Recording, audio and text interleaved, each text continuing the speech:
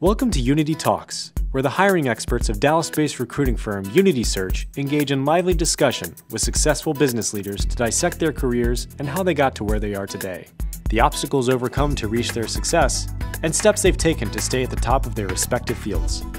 So listen in as we provide you with the thought-provoking conversation and ideas that keep industries moving forward. Welcome to the Unity Talks podcast. I'm David Cathey, once again your host, and I am so excited for our guest today.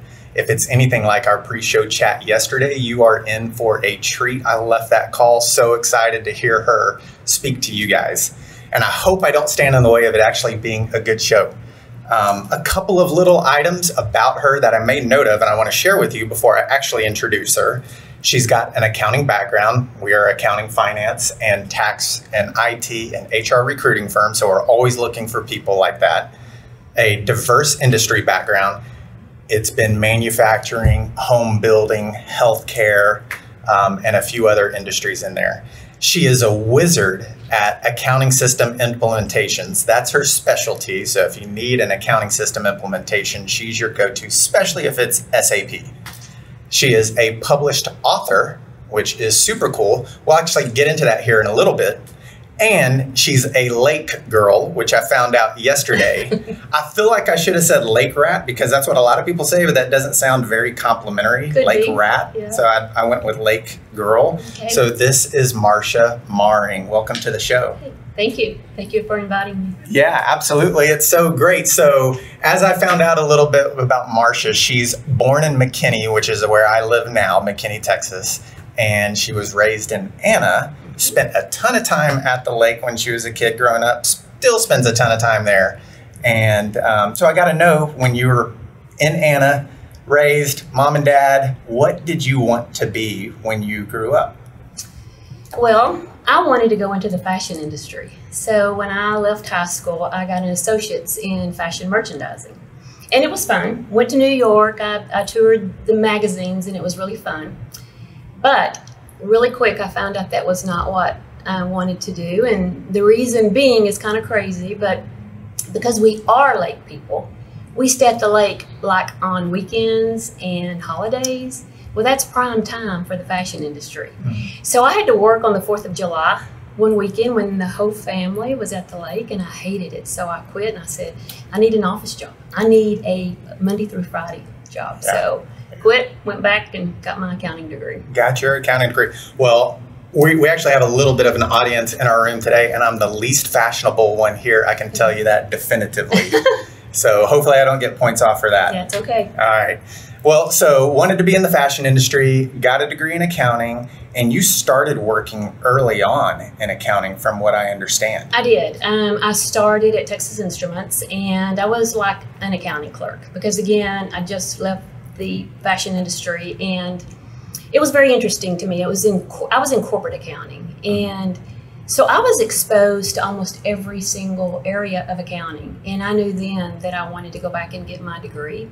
So I worked the whole time that I was going to school, which I thought was beneficial because I kind of compared textbook to real world, and that's not always the same. But it was interesting, and I kind of floated around. But I did 3 things that I think really set the foundation for my career path. The first one, and it's crazy that I still remember it, but I was in my early 20s, right? And I was responsible for some balance sheet accounts. Well, every single month, we had to get up in front of the executive vice president and present those accounts. And I was in my early 20s. And I remember the very first time I stood in front of him, and I was scared to death, thinking, oh, I can't get through this. Well, I think he probably saw that on my face.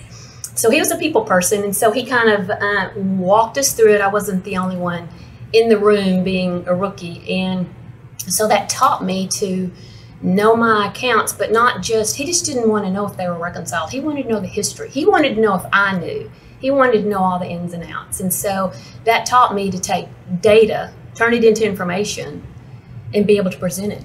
And so that kind of put me on the right track because we had to do it every single month, and you didn't want to get up in front of the executive vice president and not know your numbers. Yeah. Could you imagine that? It scared me to death. Yeah, you're 20-something years old. I was in my early 20s, and it was in a conference room, and there was probably 35 people there. So it wasn't just him, it was different levels of managers and my colleagues, and but it worked because it really put the discipline in me to make sure, because you wanted to make sure your accounts were reconciled, you know what you were talking about. So it worked, and it just helped me on the path of becoming a leader. Well, I want to pause for 1 second. Okay. So you had to do this. You were still working on your education, right? Because you had said, I was going to go back to school to get my accounting degree. So I would assume that you didn't have it yet. That's correct. Which may put someone in a position of thinking, oh my gosh, this is incredibly overwhelming now, because I'm sitting in a room of highly educated people who've been doing this a long time, and I don't even have my degree yet. Absolutely. That's exactly a true statement. Because it scared me, and it scared the rest of us. But, you know, it worked, put me on the right track. It made me even more determined to get my degree. So it was interesting. The second thing that I did was I was responsible for the TI's main bank account. And it's insane that I remember this, but it was 82 pages long. And it took me a week to reconcile that. Because remember, this was before automation. So I had to do it manually.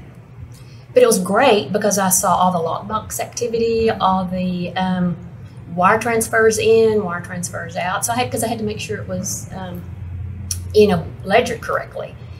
And it was a puzzle to me. So I saw the way the company operated. And so I thought that was so cool.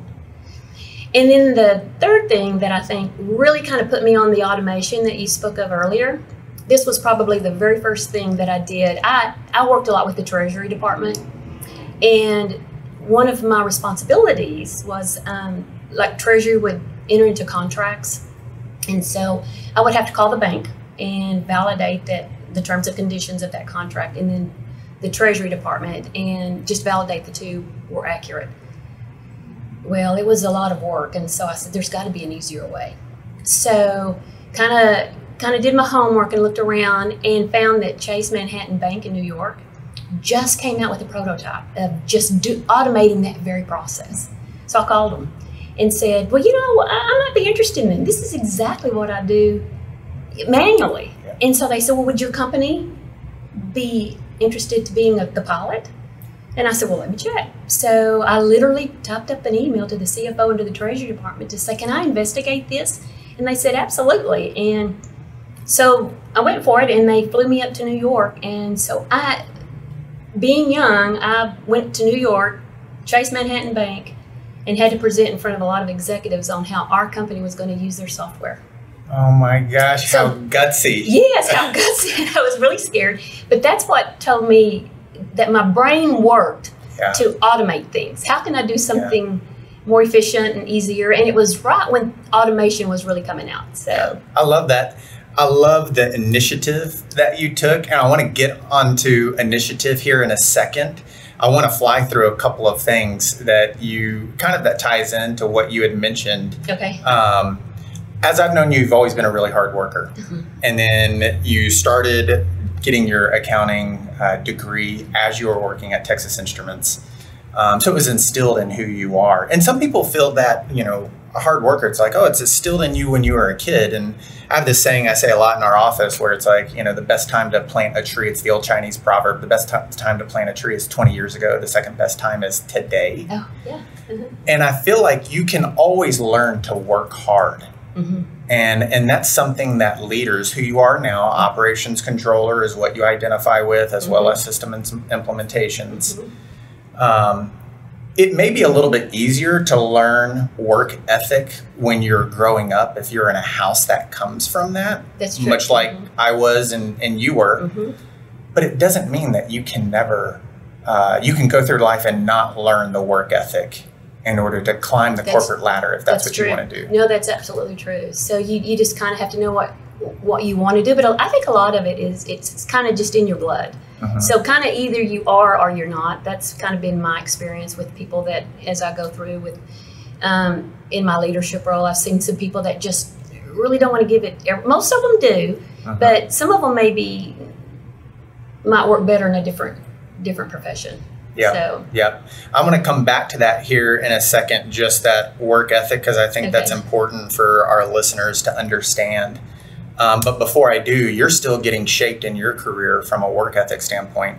And I don't know if I would say that you found a mentor found you, or if this person knows that they were a mentor, but you had a unique relationship with someone where they took you to 3 jobs. And I'm sure that shaped who you are today. Tell us a little bit about that. It absolutely did.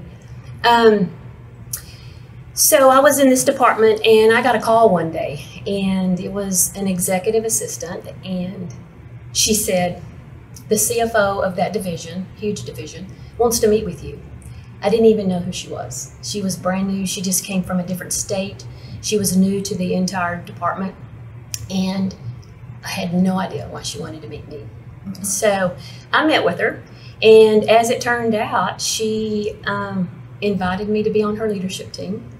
And then I worked for her for a while, and then she would throw very hard things at me, and I never said no to a challenge, and that kind of shaped my career. And so, because I didn't want to let her down, and I didn't want to let me down, I didn't want to let my team down. And she just would always say, Marsha, you are, how would she put it? She said, you're a quick study. You can go in and you can do anything you want to do. Go for it. So I would just, okay. And so you're exactly right. So I followed her through different companies because she would say, come work for me. And I did. Well, I think that's cool. I think I know why she reached out to you, even though you didn't know her, because she knew that this young lady flew up to Chase Manhattan in New York and wrote a letter to the CFO as a 20-something-year-old person saying, hey, I think we need to investigate this. I know I would have reached out to try to find out who this person is. So I think that's great. So when you talk about finding a mentor and that shaped who you are, and you couple that with your work ethic, you have all these moving parts in your career that's allowed you to grow. I want to take that and get your view from a hiring manager standpoint and what you look for when you're looking to hire someone, specifically someone who's coming out of school and they're really young in their career. Because, and there's an undercurrent theme that we've been talking about on the past couple of podcasts on, the people who are coming out of their education path and beginning their career and early in their career. There's this overriding theme of, well, they just want to be given jobs and they don't want to work hard for these jobs. And we had to earn it, and we had to walk uphill in snow both ways to and from school. What do you look for, having come from your background and seeing how she treated you when you were young? What do you look for in someone coming out of school and beginning their career? That's an excellent question, because the one thing that she did give me was she would give me a responsibility and just give me full reign to go get it done. And she would be in the background to say, how can I help? So I was either going to have to swim or sink, right? And she would always put me on these complicated tasks, and so our projects. And so, and she was always there. So I did have an example that I encountered one time, because again, doing system implementations was one of the things that I did for her. And I was on a team with the best of the best. And so implementing SAP, as you said, there's a lot of options, and it can be A, B, or C. So one of the things that we always had to do, which was not an easy task, is determine which would be optimum for that company that we're working for. So I would always look for people that would challenge my thinking, because I don't know, right? A lot of us don't know, but we're learning as we go. So when I'm looking for confidence in someone that could come to the table to say, well, here, bring something to the table. Here would be my recommendation, and here's why, because you always need to back it up, because again, it's options, and be able to back it up. You can't just throw it out there and say, let's do this.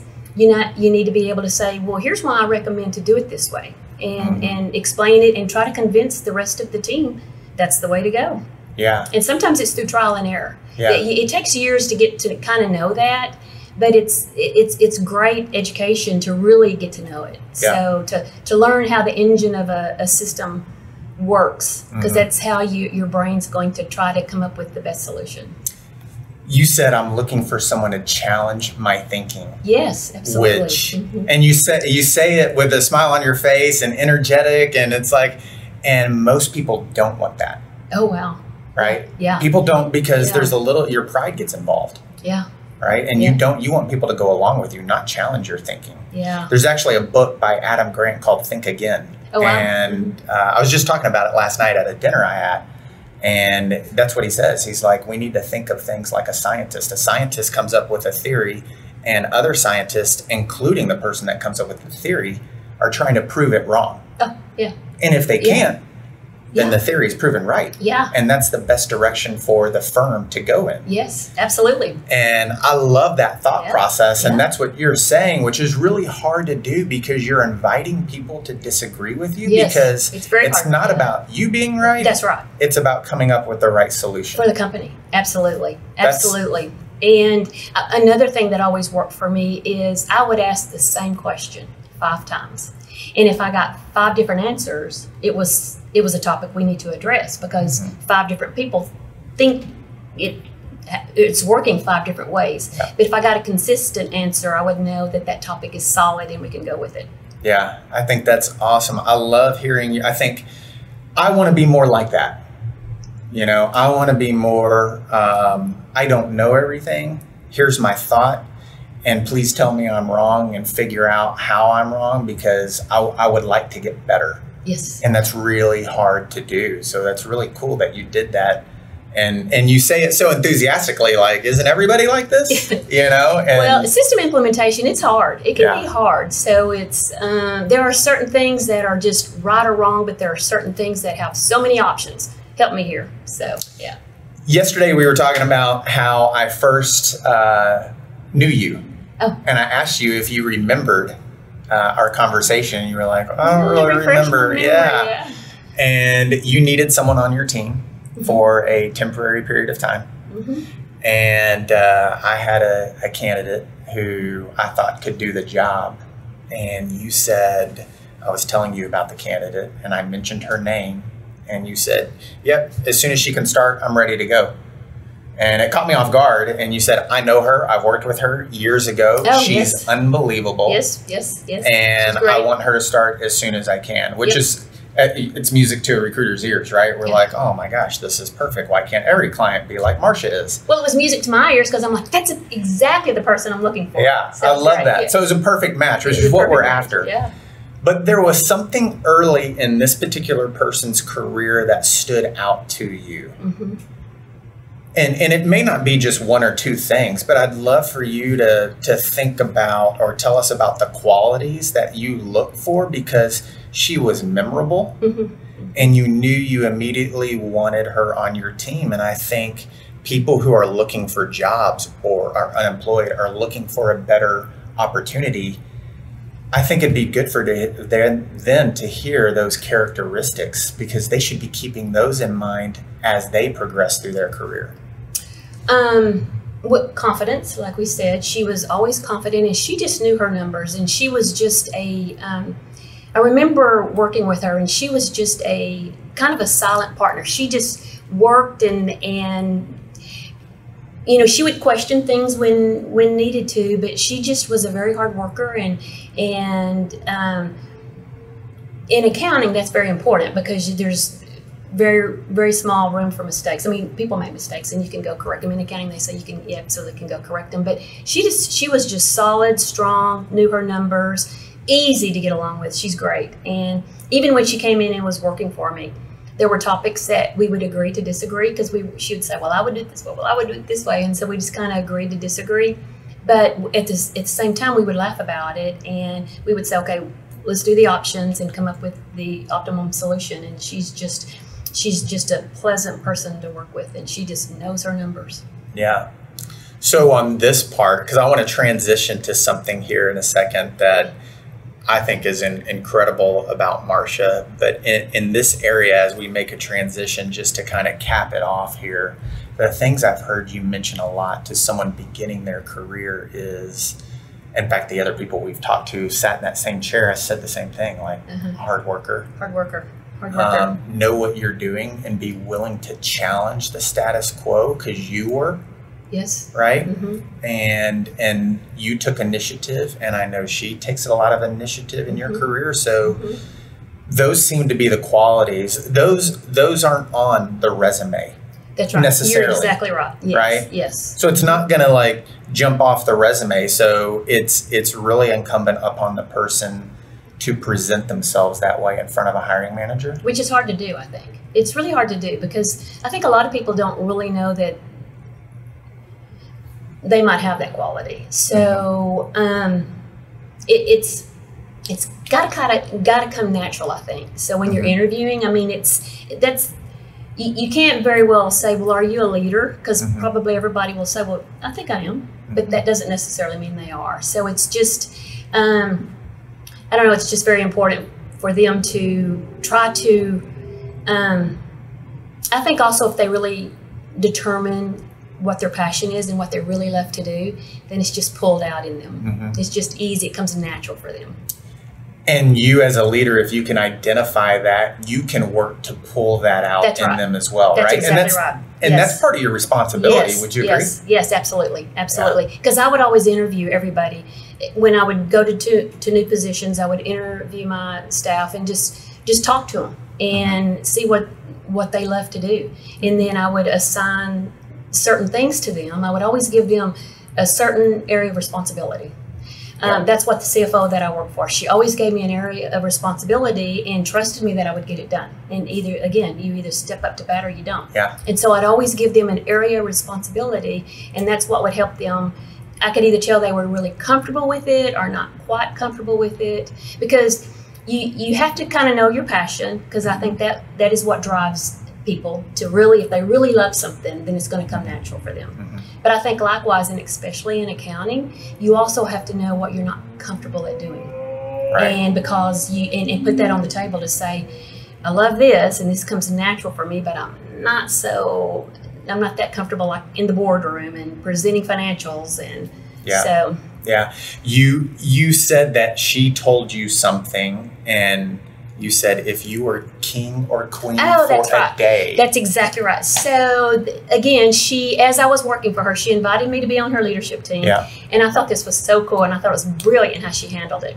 So we were up for a promotion. A promotion. I say we were. A new job came along under her area, and I really wanted it. I thought I needed it for my career path. Well, so did another one of her direct reports. So we both wanted it. We just had to have it. And so she called us both in and said, you're both qualified. You both could do it. So I'm going to give you homework. If you were king and queen of the day, what would you do different in this department? And the department was like 300 people. I mean, it's huge. So she said, what would you do different? And more or less do a reorg. And she gave us 3 months to come up with a proposal. It was great. So I really got into it. And so did he. And so we just totally revamped the entire department for 3 months. But then we went to give it to her, and she was still struggling because she liked both of our proposals, because they were great. It was fun. It was really fun. Yeah. But then when I turned it in, then that's when another new position came up, which was the system implementation, which was a huge initiative for the entire company. And she said, Marsha, based on your proposal here, you would be great at this one. And I was like, I don't, oh my gosh, I know nothing about the topic. And she said, you can do it. You absolutely can do it. So anyway, it was great. So the vote of confidence from her. The vote of confidence. It was huge. So I wasn't going to let her down. And it put confidence in me, actually. So. Well, I'm going to transition to a certain area that I think is just phenomenal for people to listen to. Okay. And what I got, not the king or queen for a day, but a leader that I reported to, and she'll know who she is if she's listening to this. She would always say, well, what would you do if this was your company? Oh, cool. Yeah. So it didn't matter what I'd ask her. She would just say, well, what would you do if this was your company? Which is very important. So then I stopped asking her, because I'm like, I already know what you're going to say. Yeah. Well, here's the transition that I want to make real quick, because I think Marsha has faced something in her life. One of the questions we talk about is a challenge in your career. And she had a challenge in her career, but it started with a challenge in her personal life, and one that I think everybody would wish no one would have to go through. And I'd love for you to tell us a little bit about it. And on the back end of that, I'd love for you to tell for people who are going through some type of challenge in their career. It doesn't really matter what it is, but if they're going through some type of challenge in their personal or professional life, how do you work through it in your professional life? Excellent question. So for those who know me, my 21-year-old son was killed in a car accident. And as we all know, that is an absolute game changer. And so it totally changed me. And at the time, I was at Bell Helicopter. So my colleagues at the time just came out and just turned into family to me. They helped me get through this so much. And so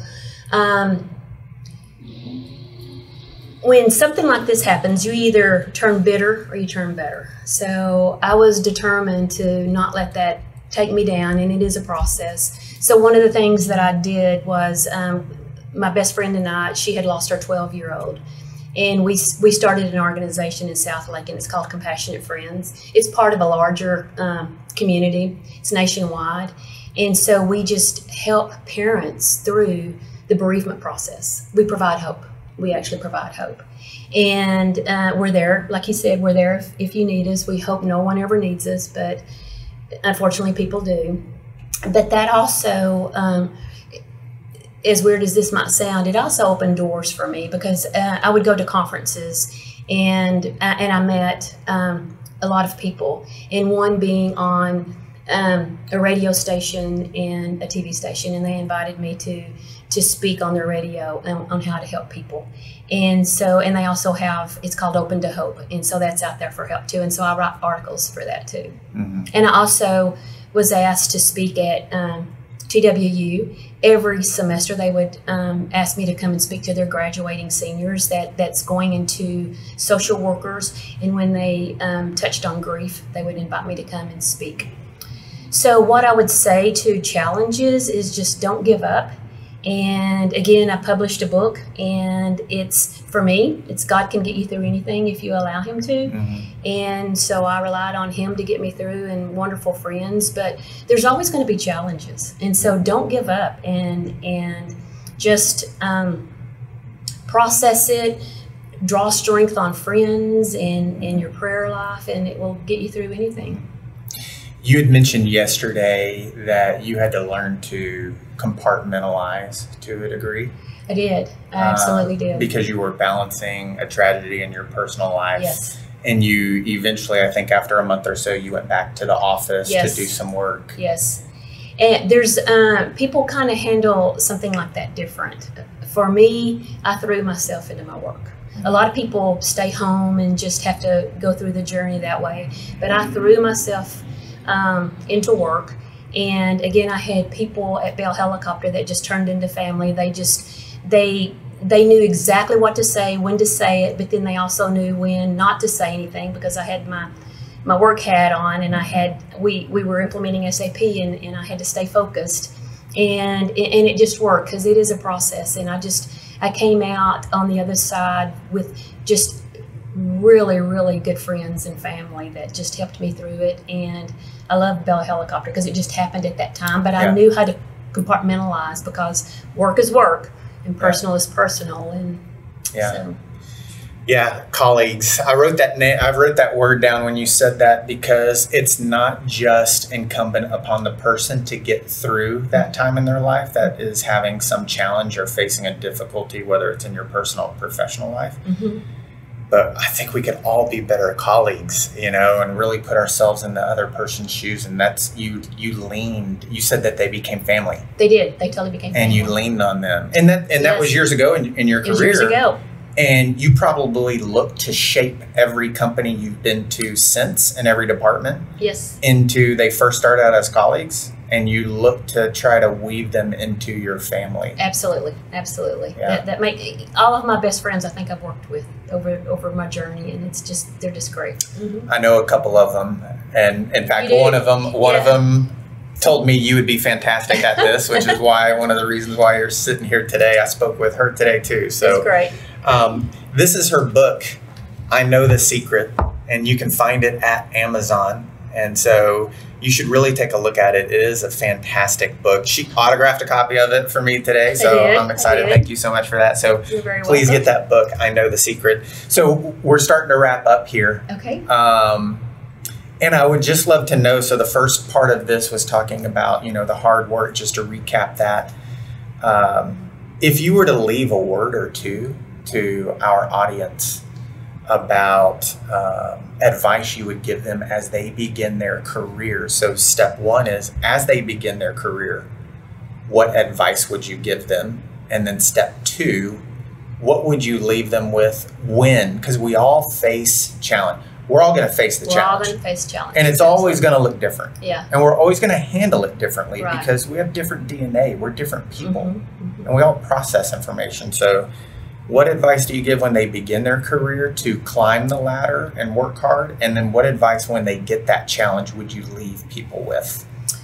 Okay, so the first one I would say, and again, since we're talking about accounting, and we're probably talking about a lot that's got their accounting degree, and as they start, today's buzzword is work-life balance. Well, in accounting, there are deadlines. And so know the deadline, know the expectation of the job, right? Because you've got to release your earnings on a certain time.